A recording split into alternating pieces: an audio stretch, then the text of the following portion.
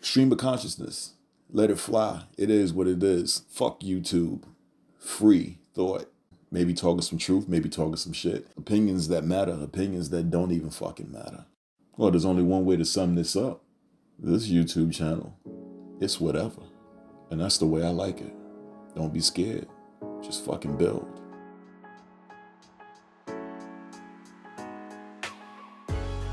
This is trippy, man. Can you guys see this? I was looking at a Forbes article about marriage, and it was about as informative as it could possibly be. Now, all of these statistics that you're seeing are from 2023. Now, statistics can be misleading because you don't know how many people are actually involved in the statistics. However, this one is pretty good because apparently they went state by state and put all of the marriage information together. So this is probably about as comprehensive as you can get. The thing we can pull from this is the institution of marriage is the problem, but the ideal of marriage has always been great. Now, to be clear, an ideal is something that a person should aspire to, or something that is for the best, the ideal. But the institution of something, that's like a law. It's like a custom or a cultural norm. Cultural and law. Those are the two things you might want to keep in mind. And ideal. Now, the thing about an ideal is, this is kind of the part that sucks. Ideals are usually not realistic. However, as they say, it's the journey that makes you great. You understand? It's like Christianity. Most Christians are not devout. They don't follow the religion to the letter. All of them are trying to be as good as Jesus was. However, they're all failing, and they probably will never be as good as Jesus was. That's an ideal. That's how that shit works. But the thing is, in trying to be good as the ideal, yeah, you make yourself better in a way. Or at the very least, you prove something to yourself. So, ideal versus institution of marriage. The reason that most of these marriages are failing in America is because of the institution, not the ideal. We all love the ideal. All of us. I mean, I've romanticized about it myself. Now, to be clear, the ideal of marriage is as old as human civilization, most likely. Probably not in the caveman days, probably not, but definitely biblical, 100%. But the funny thing is, no matter how far you go back into history, you can go biblical, you can go Middle Age, you can do Egyptian. It doesn't really matter what era. As long as there is an ideal of two people together, you'll find that at some point there's going to be infidelity. There's going to be somebody stepping outside the marriage or an outsider stepping into the marriage, which will eventually break it apart.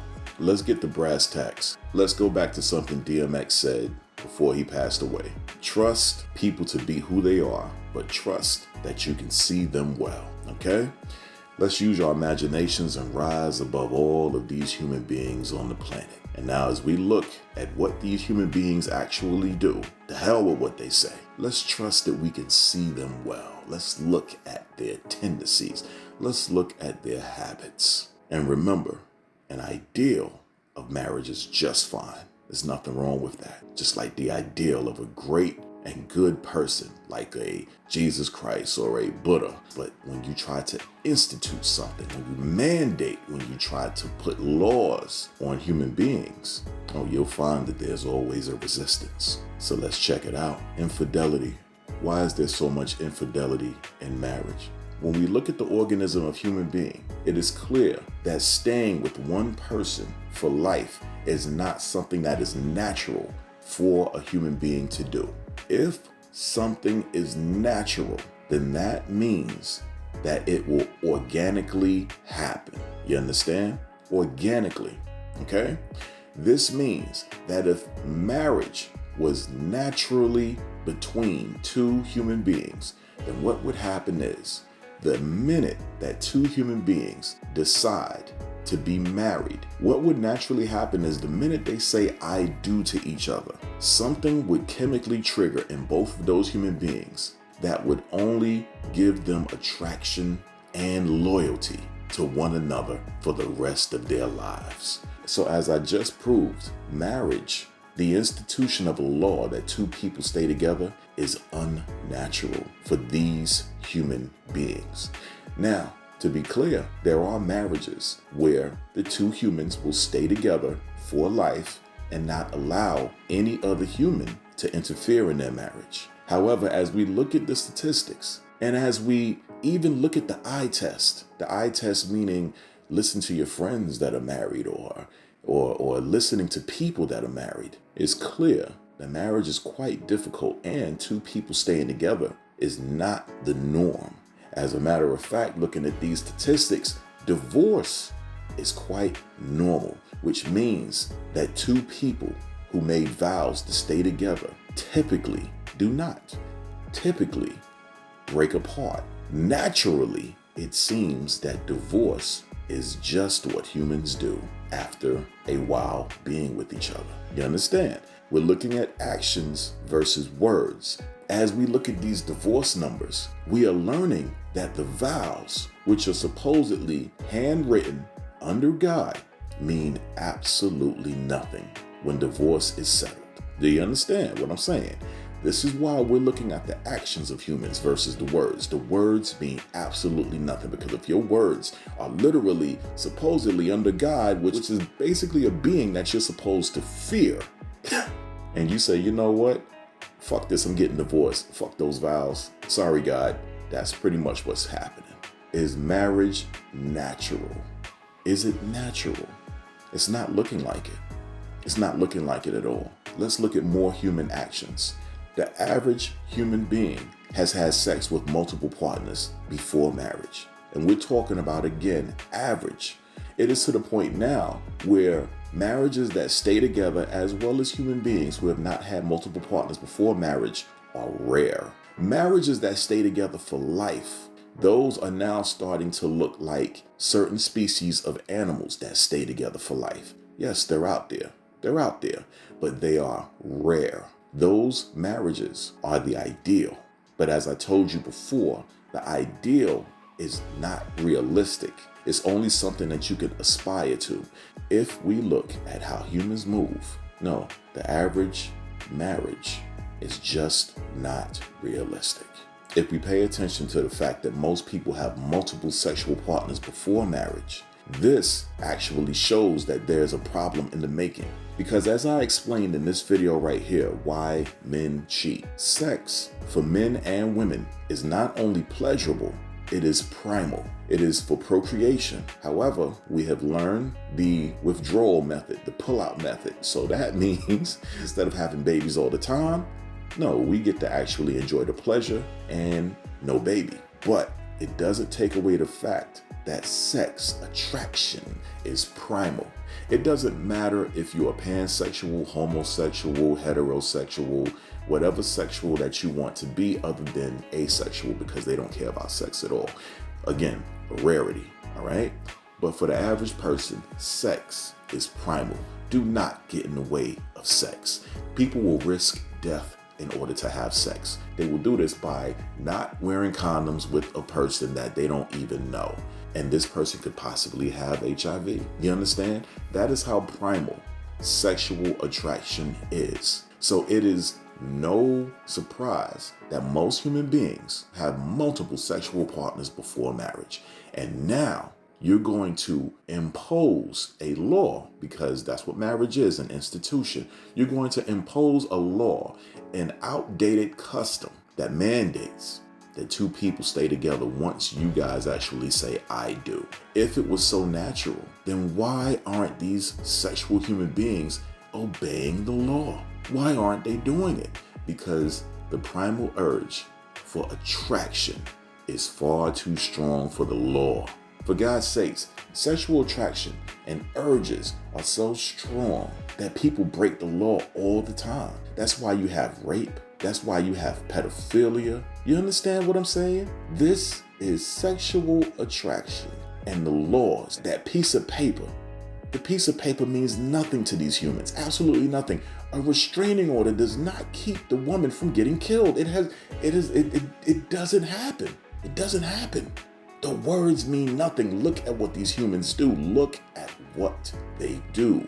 Like DMX said, trust people to be who they are. Trust these humans to be who they are. But you have to accept what you're seeing. You have to trust that you can see them well. And if we look at how these humans actually rock, marriage is a beautiful ideal. It's really cool to see it, but it's rare. However, the institution of it is something that is leading to nothing but divorces, nothing but broken hearts, nothing but hurt women and men who are damn near broke because, hey, at the end of the day, you didn't sign a prenup. You see, this is what I'm saying. If you're dealing with a life form that loves sex, you're already screwed.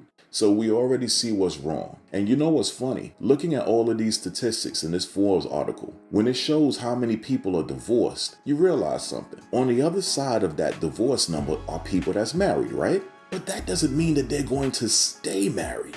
You understand what I'm saying? Those people that are still married, they could still get divorced. So over time, those divorce rates could even get higher as they have. Now, there's one piece of this article that said divorce rates have actually gone down a tick. I think it was from 4 to 2. But looking at the numbers, I'm like, Jesus Christ, that's a drop in the bucket. The divorce rates are still high as hell. And the usual culprit is infidelity or non-committal, meaning that one of the two parties can no longer commit to the relationship. If I'm not mistaken, it basically means that the person hasn't cheated yet, but they're basically saying, you know what, I can't stay in this marriage. Irreconcilable differences, I believe, is what they call it. But it doesn't matter, because the bottom line is, if we look at how these humans move, staying together, two people staying together with the same person, it's a beautiful ideal, but it doesn't look to be very realistic. Clearly, it's just like it takes a special pair of animals in the animal world that will stay together for life. It takes two special human beings. Now, what I will say lastly is simply this. I've been married for, I believe, 10 years, but I've known my wife over 20 years. Every marriage is unique because the two people that are involved with the marriage are both unique. So no two marriages on this planet, just like no two human beings, are the same. What works for your marriage is what works for your marriage. You understand what I'm saying? But the important thing is communication. Two people, whether they're married, whether they're friends, whether they're in business, you have to be able to talk. If you can't talk, then we cannot stay together in any way, shape, or form. Friendship, business, marriage, doesn't matter. You understand? So in order for your marriage to work, communication is going to be job one. And you got to be able to talk to your partner without them freaking out. So that is the main thing that I've had with my wife from day one. We were able to talk. They say sometimes you should marry your best friend. I don't agree with that. I don't. What I will say is, if you guys develop a friendship, then that's great. But just because you guys are friends, it doesn't mean that you should marry that person. Because as a lot of you women have learned and a lot of men have learned, when you have sex, it changes things. And if you're friends first and then you finally have sex, well, what happens when you just don't like it? And you can't take the sex moment back. You can't take it back. The friendship is going to always be a bit altered because of that moment. You understand what I'm saying? So it's not so much that you marry your best friend. No, it's more so like, you know what? You take your time, you communicate, you see if this person stays with you through thick and thin. You see the inside of this person over time, because it takes time. And then before you ever get married, you live with them for a little bit. You let them stay with you, you stay with them. Everything has to be organic. Nothing must be institutionalized. Oh, we've been together for 3 years. Don't you think we should get married? Oh, we've been together for 3 years. Why don't you stay at my house? Don't you think you should be staying at my house? All of that is institutionalized. All of that is custom, is law. We're supposed to love each other naturally. We're supposed to want to be together naturally. I want to be with you naturally. And we both know if we want something, well, where there is a will, there is a way, as long as we want to do it, right? That's what you want. It's a line from the movie called The Breakup, which is one of the dopest movies of all time. I mean, seriously. In this movie, Jennifer Aniston plays a woman that has just had it up to here with her boyfriend who's insensitive as fuck, which is something that Vince Vaughn plays very well. But there's a line. There's plenty of lines in there. But Vince Vaughn is pissed off. He's saying, why are you complaining about the dishes? You want me to do the dishes? I'll do the fucking dishes. And she says, but I want you to want to do the dishes, not because I tell you. You see what I'm saying, guys, girls? You understand? Love must be organic for it to be real. It must be. You do realize that love is chemical. It's chemical. You understand what I'm saying?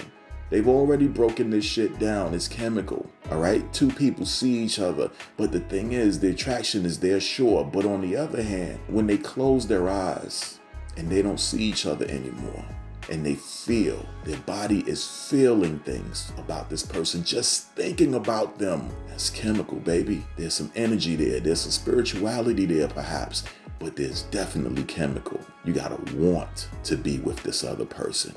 And you have to notice that no other person seems to actually work for you. You understand what I'm saying, people? You understand what I'm saying? Don't force anybody to stay with you. Even if you're married, don't force nobody to stay with you. Don't force anybody to live with you. Don't do any of that shit.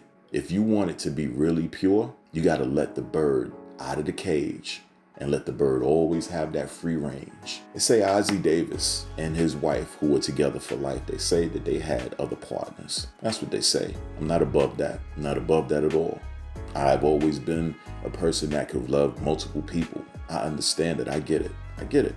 All right. But there's a difference between polyamorous and Will Smith and Jada. That's swingers right there. It's a totally different situation. Swingers are about fuck. Polyamorous is about love. It's about organic. It's about natural. That's what it is. I'm not dissing any swingers out there. I'm just saying there's a difference. There's a stark difference. But my point is simply this. If you're in a polyamorous marriage, if you're in a regular marriage, whatever marriage that you're in, polygamy, whatever marriage that you're a part of, if there's no communication between the two people, the three people, the four wives, it's going to break down. Everybody wants to be there. And when they don't want to be there, you'll notice cracks are going to begin to form, and those cracks eventually turn into fissures, and then your marriage comes apart.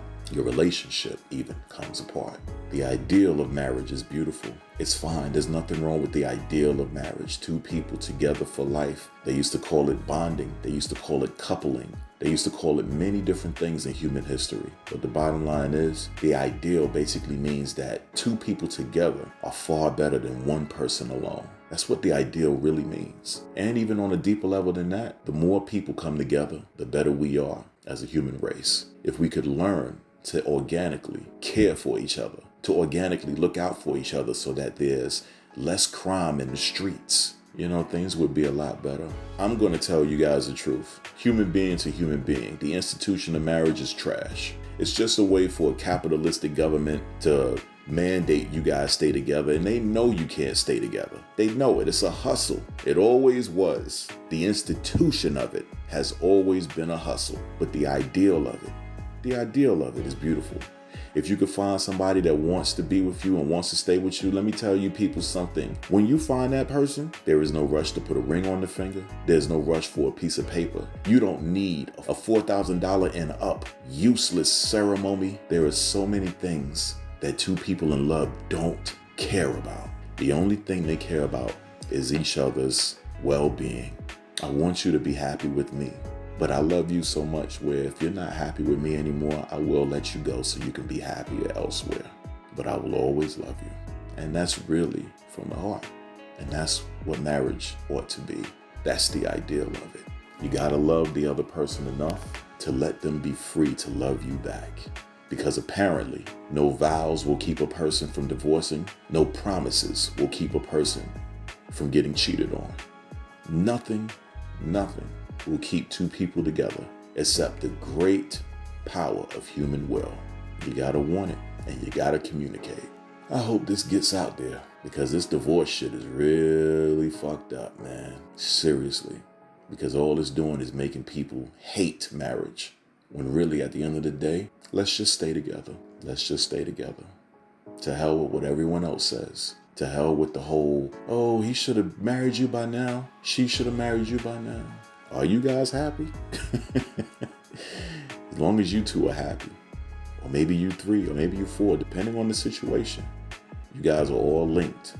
You guys are all linked with a bond that no one else can see except you guys.